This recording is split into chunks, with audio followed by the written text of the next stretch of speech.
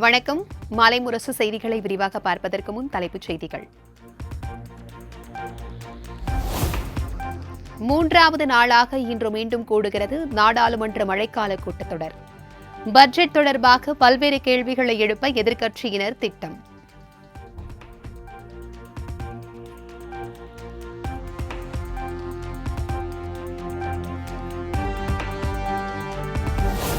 மத்திய பட்ஜெட்டில் உள்கட்டமைப்பிற்கு முக்கியத்துவம் அளிக்கப்பட்டுள்ளதாக பிரதமர் நரேந்திர மோடி பெருமிதம். இளைஞர்களுக்கு புதிய வேலை வாய்ப்புகளை உருவாக்கும் வகையில் திட்டங்கள் அமைந்துள்ளதாகவும் பேச்சு.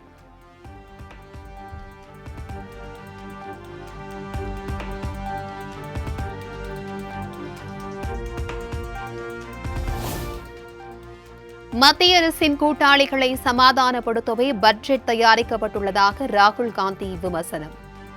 காங்கிரஸ் தேர்தல் அறிக்கை காபி மற்றும் பேஸ்ட் செய்யப்பட்டுள்ளதாகவும் காட்டம்.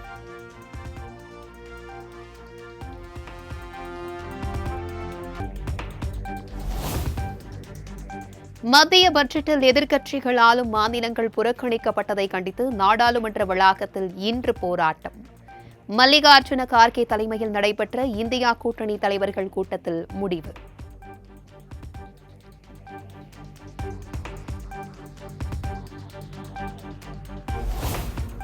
டெல்லியில் வரும் 27ஆம் தேதி வரை நிதி ஆயோக் கூட்டத்தை காங்கிரஸ் ஆளும் மாநில முதலமைச்சர்கள் புறக்கணிப்பார்கள். மத்திய பட்ஜெட்டிற்கு எதிர்ப்பு தெரிவித்து அக்கட்சியின் பொதுச் செயலாளர் KC வேணுகோபால் அறிவிப்பு.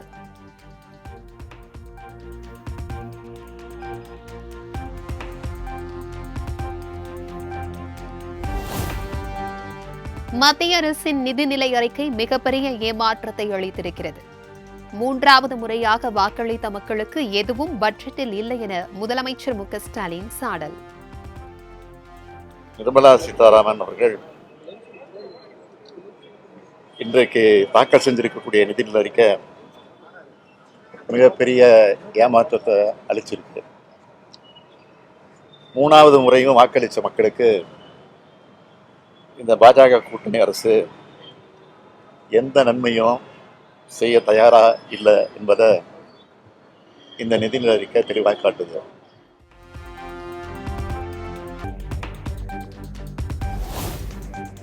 மத்திய பட்ஜெட்டில் தமிழ்நாட்டிற்கு மிகப்பெரிய துரோகம் இழைக்கப்பட்டுள்ளதாக முதலமைச்சர் மு.க.ஸ்டாலின் காட்டம். தமிழ்நாட்டின் நலன் முழுமையாக வேண்டுமென்றே பட்ஜெட்டில் புறக்கணிக்கப்பட்டுள்ளதாக விமர்சனம்.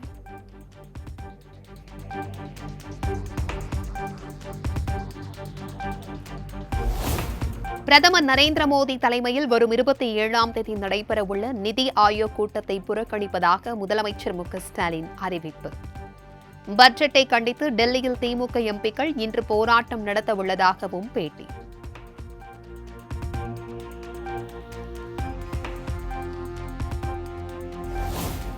மத்திய பட்ஜெட்டில் தமிழகத்திற்கு எந்த அறிவிப்பும் இல்லை என அதிமுக பொதுச் செயலாளர் எடப்பாடி பழனிசாமி குற்றச்சாட்டு. பாஜகவின் தேர்தல் வாக்குறுதிகள் பட்ஜெட்டில் இடம்பெறாதது ஏமாற்றம் அளிப்பதாகவும் கருத்து.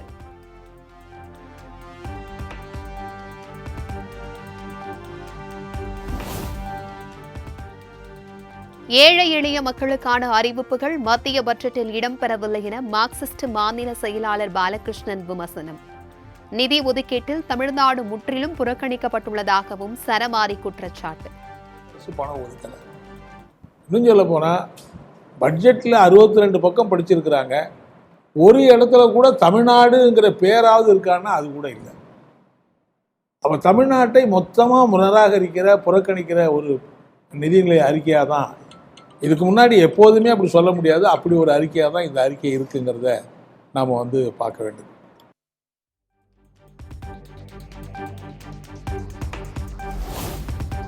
மத்திய பட்ஜெட்டிற்கு கோவையில் உள்ள இந்திய வர்த்தக சபை வரவேற்பு. விலைவாசி உயர்வை கட்டுப்படுத்துவதற்கான நடவடிக்கை சாமானிய மக்களுக்கு பயன் தரும் எனவும் சபை தலைவர் ஸ்ரீராமலு பேட்டி. இன்ஃப்ளேஷன் இன்டைரக்டா என்ன கண்ட்ரோல் பண்றாங்க? ஃபிஸ்கல் டெபிசிட் 4.9 கிளைம் பண்றாங்க. ஃபிஸ்கல் டெபிசிட் 4.9னா கவர்மெண்ட் செலவு பாரோ பண்ணி எவ்வளவு செலவு பண்றாங்களோ அது அதோட மெஷர். அது 4.9 வந்தால் அது ரொம்ப வெல்கம் பண்ண வேண்டிய மூவ்ங்க. அதனால இன்ஃப்ளேஷன் இன்டைரக்டாக கண்ட்ரோல் பண்ணுறதுக்கு ஒரு மெத்தட்.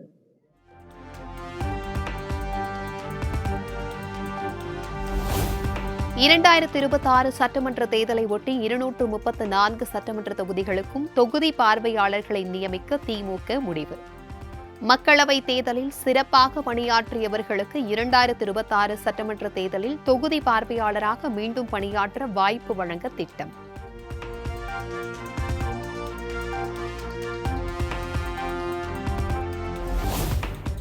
தமிழ்நாடு சிறுபான்மையினர் ஆணையத்தின் தலைவராக ஜோ அருண் நியமனம்.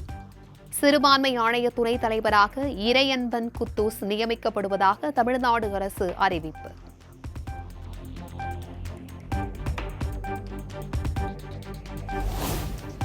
இன்று கூடுகிறது காவிரி மேலாண்மை ஆணையத்தின் 32வது கூட்டம்.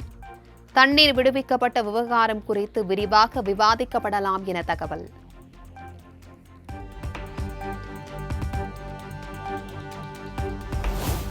நீட் மறுதேர்வு நடத்தப்பட வேண்டிய அவசியமில்லை. வினாத்தாள் கசிவு முறைகேடுகள் வழக்கில் உச்சநீதிமன்றம் திட்டவட்டம்.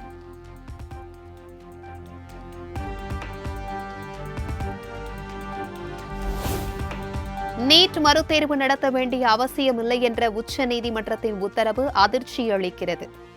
பாதிக்கப்பட்ட மாணவர்கள் மேல்முறையீடு செய்ய வேண்டும் என்று விடுதலை சிறுத்தைகள் கட்சித் தலைவர் திருமாவளவன் வலியுறுத்தல்.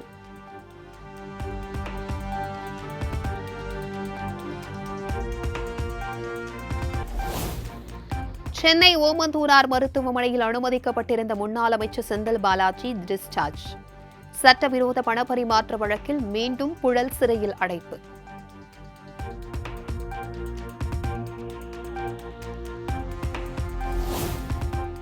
சட்டவிரோத பணப்பரிமாற்ற வழக்கில் ஜாமீன் கோரி செந்தில் பாலாஜி தாக்கல் செய்த மனு உச்சநீதிமன்றத்தில் இன்று மீண்டும் விசாரணை.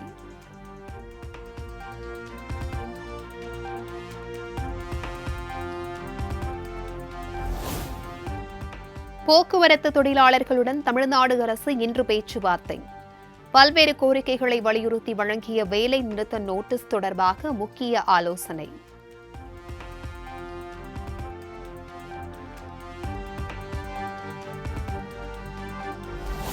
தமிழ்நாடு முழுவதும் அனைத்து தொழிற்சங்கங்கள் சார்பில் இன்று ஆர்ப்பாட்டம்.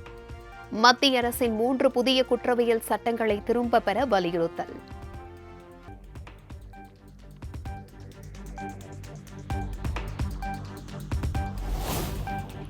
இலங்கை கடற்படையால் சிறைப்பிடிக்கப்பட்ட ராமேஸ்வரம் மீனவர்கள் 9 பேருக்கு ஆகஸ்ட் மாதம் 6ஆம் தேதி வரை காவல். ஊர்காவல் நீதிமன்றத்தின் உத்தரவை அடுத்து யாழ்ப்பாணம் சிறையில் அடைப்பு.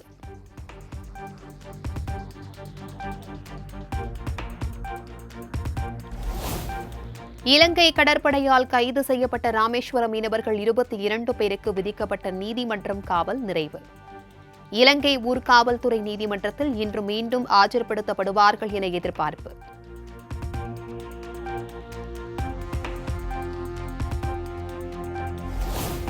மூன்றாண்டு கால இளநிலை சட்டப்படிப்பில் சேர்வதற்கு விண்ணப்பிக்க இன்று கடைசி நாள்.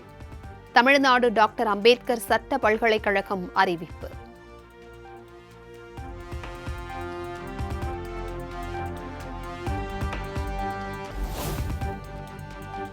சேலம் மாவட்டத்திற்கு ஆகஸ்ட் மாதம் 3ஆம் தேதி உள்ளூர் விடுமுறை. சுதந்திர போராட்ட வீரர் தியாகி தீரன் சின்னமலை நினைவு நாள் ஆடிப்பெருக்கு தினத்தை முன்னிட்டு மாவட்ட ஆட்சியர் உத்தரவு.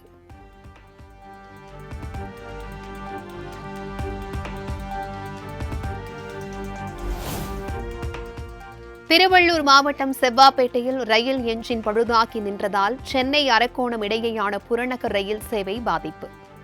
ரயில்கள் ஆங்காங்கே நிறுத்தப்பட்டதால் அரை மணி நேரத்திற்கு மேலாக பயணிகள் அவதி.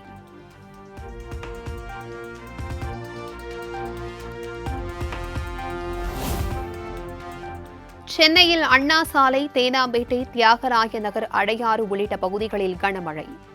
புறநகர் பகுதிகளான ஆவடி, செங்குன்றம், பல்லாவரம், தாம்பரம் உள்ளிட்ட பகுதிகளில் பெய்த மழையால் வாகன ஓட்டிகள் அவதி.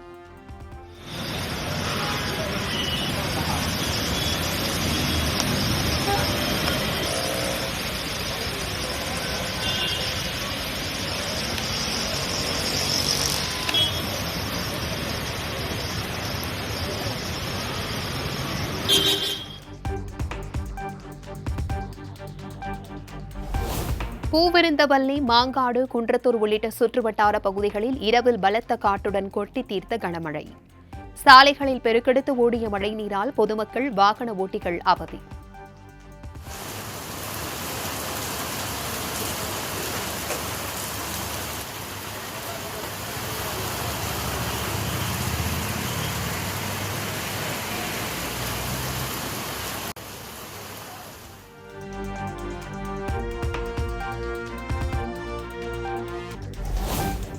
திருப்பதி கோவிலில் பிரசாதம் செய்ய தாவர கொழுப்பு கலந்த நெய் விநியோகம். தமிழ்நாட்டை சேர்ந்த தனியார் நிறுவனத்தை கருப்பு பட்டியலில் வைத்து தேவஸ்தானம் நடவடிக்கை.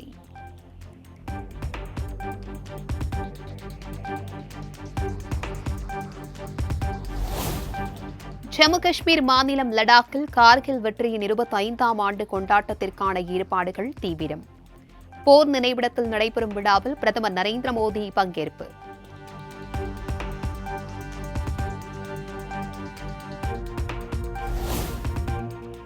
கேரள மாநிலம் இடுக்கியில் சாலையோரம் உலா வந்த படையப்பா யானையால் மக்கள் அச்சம். யானையை வனப்பகுதிக்குள் விரட்ட நடவடிக்கை எடுக்க வேண்டுமென அதிகாரிகளுக்கு வேண்டுகோள்.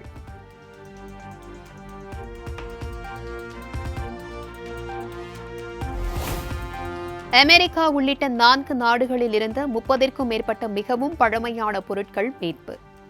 லிமா நகரில் காட்சிப்படுத்தியது பெரு அரசு.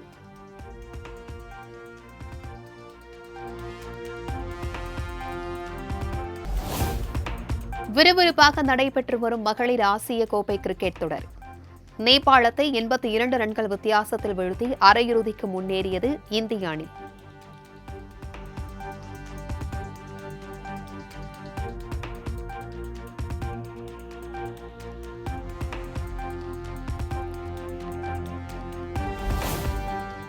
மதுரை பேந்தர்ஸ் அணியை 43 ரன்கள் வித்தியாசத்தில் வீழ்த்தி லைகா கோவை கிங்ஸ் அணி அபார வெற்றி. 10 புள்ளிகளுடன் முதல் அணியாக அடுத்த சுற்றுக்கு முன்னேறி அசத்தல்.